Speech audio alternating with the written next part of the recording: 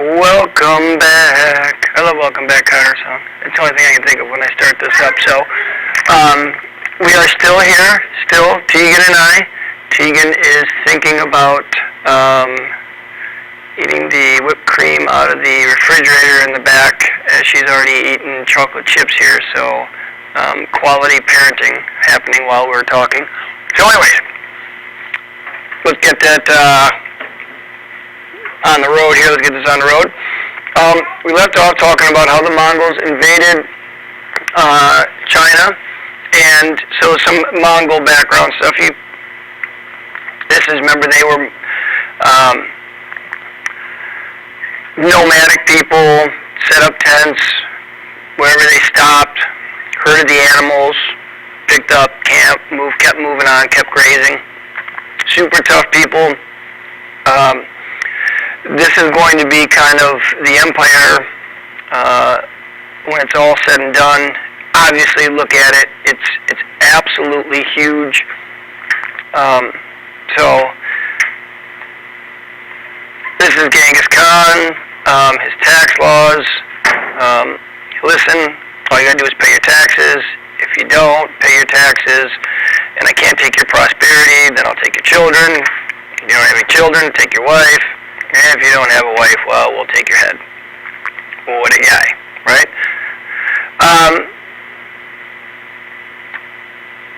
Again, here's another map of them. Now, so Genghis Khan dies relatively soon, kind of like Alexander the Great. He's not around for long to kind of enjoy the fruits of his destruction and conquest and all the rest. And he breaks up, just like Alexander the Great, his empire between his sons and his grandsons. And the one guy who takes over in China and takes over the Yuan dynasty is Kublai Khan. All right, and this is the Cadillac of all of his remaining empires. The Chinese Yuan dynasty is by far the wealthiest and most powerful of the four Mongol dynasties that are left after Genghis Khan. It's kind of a weird thing. Mongols were nice, and then at the same time they were kind of ruthless. And Kublai Khan separated Chinese culture from Mongol culture and kind of put them at the bottom. But really loved Buddhism. Spent a lot of money on them, all that kind of stuff, on Buddhist temples. So it's hard to say. They were good in some points, and then they were also kind of cruel and unusual in other points. When you've heard the name Marco Polo, he was a European and Italian merchant. He finally got permission with Kublai Khan to come and hang out with him, and stayed there for 17 years. That's his travels. And so when you play the game, you're in the pool or whatever, and you're Marco Polo. The reason why is because you can see how many stops and how much he traveled and all the rest. And so it's always this kind of running joke of where was Marco Polo kind of thing. All right. You can see, and so remember, he took a ton of knowledge and information about China back to Europe, and really opened up China's eyes, or Europe's eyes, to what was happening, and everybody became kind of mesmerized by China and all that they had with the gunpowder and porcelain and silk and their lifestyles and that. So there you go. So as we said, the Yuan dynasty tried to conquer Southeast Asia, Vietnam and all that kind of stuff. China then tried getting into Korea, and as a result, tried getting into Japan as well. And most of their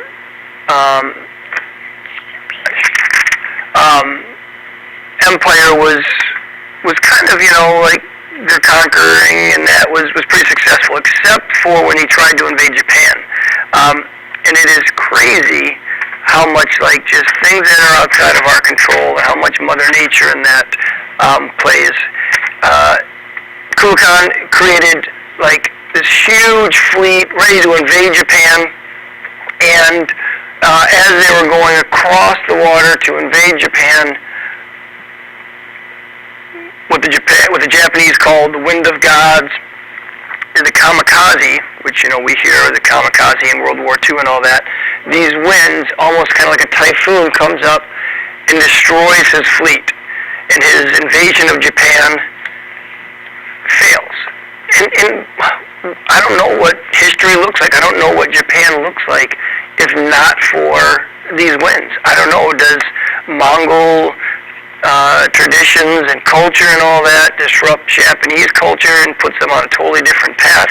Who knows? So it's super interesting to see what could have happened. Then once Kublai Khan and the Yuan dynasty are out,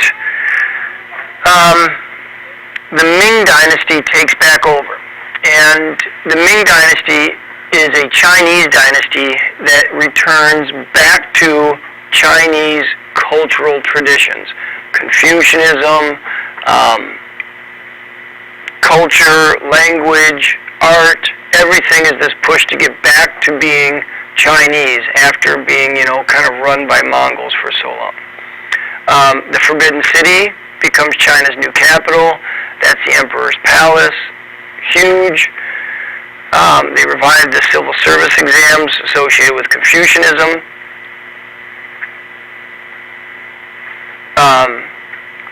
Obviously, printing and literacy, culture and art all come back into play. Trying to see here. So you can see they're going to last for about 250, 270 years.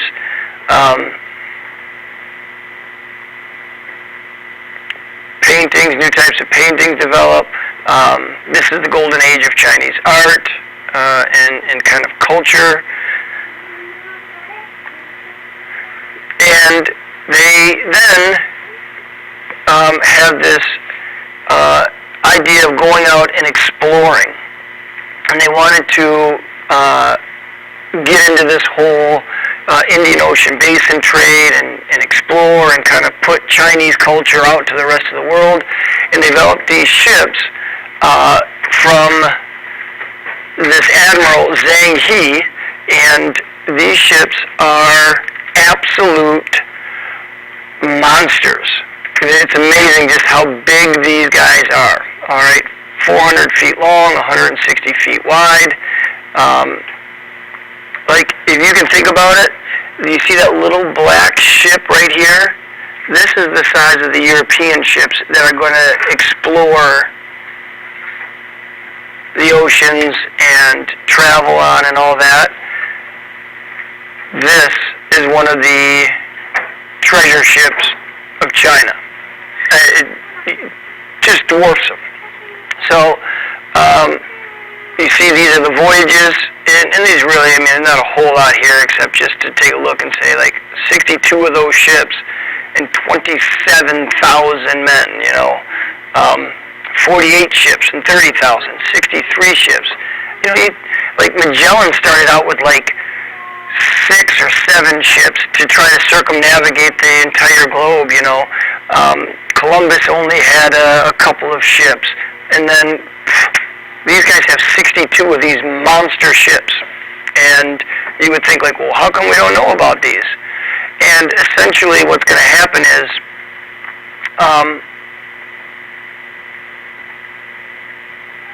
they are going to get freaked out. They don't like Europe. They don't like the outside world. And the Chinese emperors are going to say, nope, we don't want to see the rest of the world, and we don't want the rest of the world to come in and see us. And as a result, destroy the ships. We're shutting our doors, kick all foreigners out of China, and we're locking the door. See you later. Don't come back. And for the most part, China isolates itself from the rest of the world at that point. Now, they'll still do some trading, but they will only let foreigners come in certain ports, certain times, grab certain goods, and take off. And they really don't import anything. The only thing that they will take from outsiders is silver. And it'll be an interesting future coming up for them here. But for the most part, when you take a look at everything that they've kind of done and all the rest, they've done all this without really sponsoring a religion.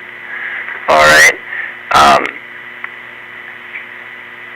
They had the mandate of heaven, but again, it was just, for the most part, just a kind of way to say that the emperor has to rule legitimately and nicely, and if he doesn't rule in a way that is, good for the people, well, that gives them reason to kick him out. Secular law, remember, non-religious is secular, and that dynastic cycle of Confucian scholars and legalism and that kind of running through and having these dynasties go through Chinese history. All right, everybody. Whew. Becky, that was a long one. Appreciate it. I'll see you guys later. Tegan, say goodbye.